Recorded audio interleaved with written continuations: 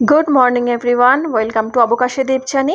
আমি দেবচানী। আর কয়েক ঘন্টার বাদেই চলে আসবে ঝড়। আকাশের অবস্থা দেখো, পুরো মনে হচ্ছে দুর্গাপুজোর মতো ওয়েদার। ভাদ্র মাসে যে ওয়েদারটা থাকে সেরকমই গরম, সেরকমই গরমে কষ্টও হচ্ছে। আর হঠাৎ হঠাৎ করে বৃষ্টি। তো কালকে দুপুরবেলাও ভালো মতো বৃষ্টি হয়েছে, আজকেও তাই।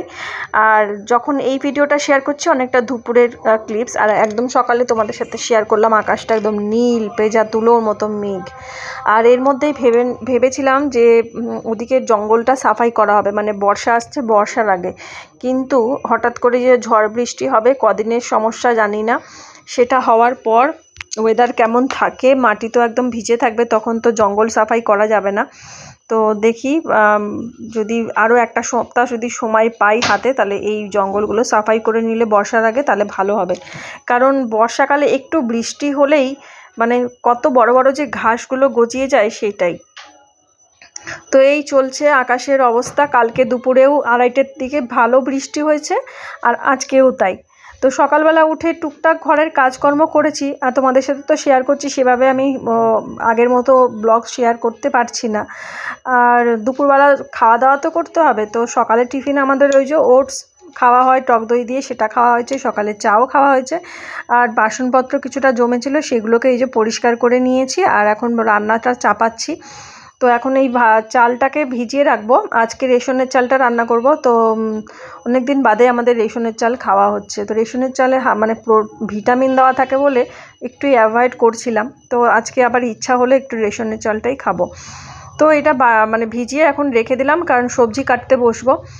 আর যদি গ্যাসটা অন করি তো মানে স্ট্যান্ড ফ্যানের এতটা হাওয়া মানে খুব অসুবিধা হয়। আর কালকে এই লাল নোটে শাকটা নিয়ে আসা হয়েছে, তো কালকে আর রান্না করিনি। তো আজকে করব বলে রেখে দিয়েছিলাম, শুধু মানে ডাঁটার যে মানে শিকড়ের দিকের অংশটা কেটে দিয়েছি, কারণ ওগুলোর মধ্যে কাদা আর বালি থাকে, পুরো শাক পুরো বালি বালি হয়ে যায়। তো এখন এই সিঙ্কটাকে পুরো পুকুর বানিয়ে ভিজিয়ে রাখবো শাকগুলোকে, তারপরে কাটা ধোয়া করব। বাছা আছে শাক। তো আজকে সেভাবে কিছু রান্না করব না, শাক করব আর ভেবেছিলাম কোনো একটা তরকারি করব, কিন্তু পটলের তরকারি করব ভেবেছিলাম। পটল কিছুটা পুরনো পটল, মানে আগের পটল আছে, আর কিছুটা কালকেই পটল আনা হয়েছে, সেটা হচ্ছে নান্দা ভাঙার পটল, যেটা ভাজা খাওয়া হয়।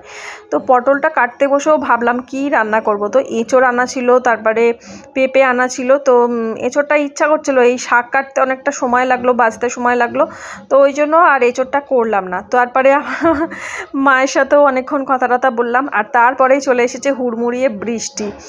তো এতটাই বৃষ্টির উপদ্রব, তখন আর আমার রান্নাবান্না আর করতেও ইচ্ছা করছিল না। শাক আর ভাত আর ডালটা করে চুপচাপ বসেছিলাম। তারপরে গিয়ে রান্না করব, কি করব তা ভাবলাম তাহলে পটল ভেজে নিই, ডাল, পটল ভাজা, শাক ভাজা। আর এই নোটে শাকটা দিয়ে না আমার অর্ধেকটা ভাত খাওয়া হয়ে যায়, আর কিছুই লাগেই না। তো ওই আর অনেক দিন বাদে নোটে শাকটা রসুন দিয়ে ভাজলাম, কারণ রসুন দিয়ে শাক ভাজা খেতে ভালো লাগে। কিন্তু আমাদের এখন খাওয়া হয় না নোটে শাক রসুন দিয়ে, কারণ সেই করলা বা উচ্ছে দিয়ে যে তিতো রাঁধুনি ফোড়ন দিয়ে যে শাকটা করি, মানে শুক্তো শাক বলা যায়, শাক শুক্তো, সেটাই করা হয়। তো আজকে অনেক দিন বাদে মনে হলো, তো তাই জন্য রান্নাটা করেছিলাম। কিন্তু খেতে বসে আমার হাজব্যান্ড বলছে শাকটার সেই মানে নোটে শাকের যে আসল যে টেস্ট, কিন্তু সেটা নেই। তাই আমি বলছিলাম যে এখন আসলে এত সার দেওয়া হয় না, শাকের আসল টেস্ট পাওয়াও যায় না। আর ওই যেটা শাকের শুক্তো বললাম, ওটা না ওই শাকটা নোটে শাকই হয়, সবজে লালচে টাইপের হয়, ওটা দিয়ে তিতো দিয়ে শুক্তোটা করতে বেশি ভালো লাগে। কিন্তু কিছু করার নেই, করেছিলাম যখন শাক ভাজাটা, খেতে অতটা টেস্টি হয়নি। কারণ ওই শাকটা যদি মানে এই শাকটা যদি তিতো দিয়েই করতাম মনে হয় বেশি ভালো টেস্ট হতো, মানে একটু খসখসে মতো শাকটা, মানে সেই যে নোটে শাকটা মোলায়েম ব্যাপার সেটা ছিল না। তো একটু কাঁচা লঙ্কা কুচি দিলাম, আর ওই যে রসুন থেতো করে নিলাম, ওই আমার যে হামানদিস্তা নতুন কেনা হয়েছে সেটা দিয়ে।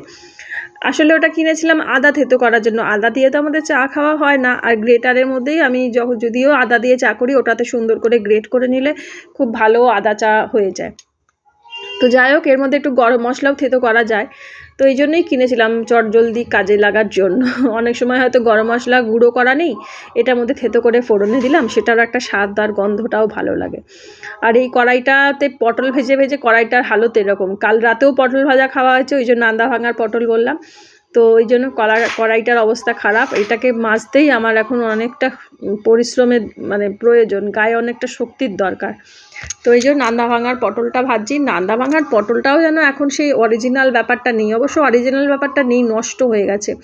এই যে পরপর যখন ঝড় বৃষ্টিগুলো হচ্ছে না প্রতিটা বছর, ইয়াস আমফান, এই যে নোনা জলটা উঠছে, আর সেই নোনা জলটা উঠেই আমাদের নামখানাতেই এই চাষটা হয় পটলের, তো নষ্ট হয়ে গেছে আসল যে মানে শেকড় যেটা পটলের।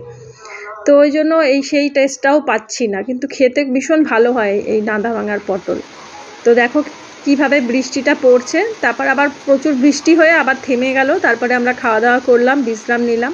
তো এই চলছে, ঝড় আসছে, সবাই সতর্ক থেকো, সাবধানে থেকো, ভালো থেকো।